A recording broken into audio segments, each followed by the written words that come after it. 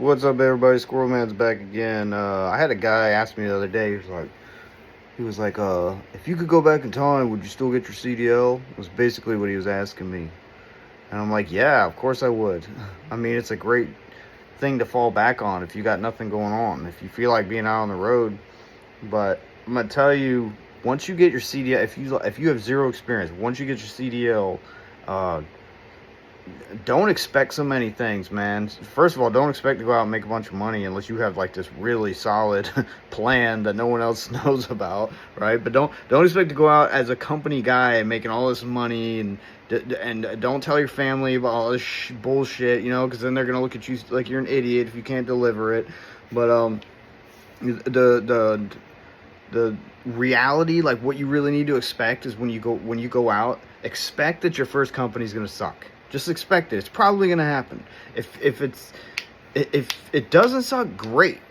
But there's a good chance the first company you get with is gonna suck. I'm just gonna call it a throwaway company, but it's just get experience, and maybe the second company is gonna suck too. There's a lot of companies out there that suck. I'm sorry, that's just the way it is. But that doesn't mean they all suck. You just got to keep leapfrogging around till you find the one that fits you,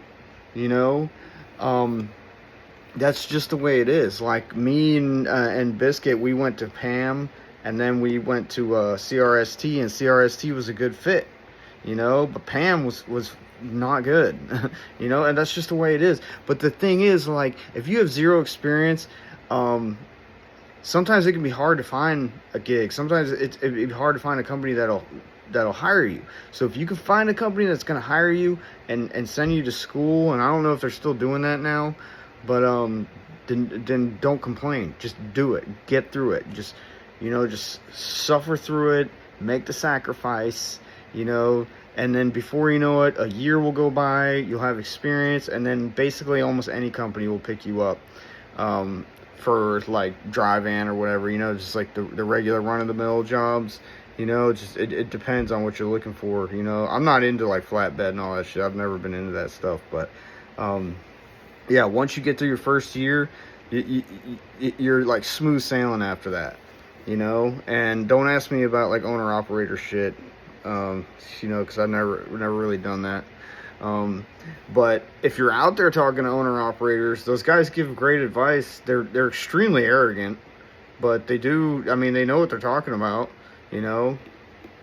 But I would take everything they say with a grain of salt, because they're not company guys, they're owner operators.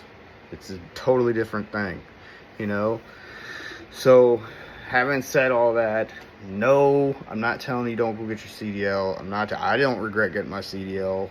It's a great thing to fall back on, especially if you're a single guy with no kids. You can go out and you can make money. You can make a living, if you don't mind traveling. There's a lot of people that don't even have houses. They just fucking travel all over the damn place. If you want to live like that, that's fine. But it's definitely not something I regret, because I can always go back and do it. I was going to wait a little while to tell you guys this, but I did get a regional job.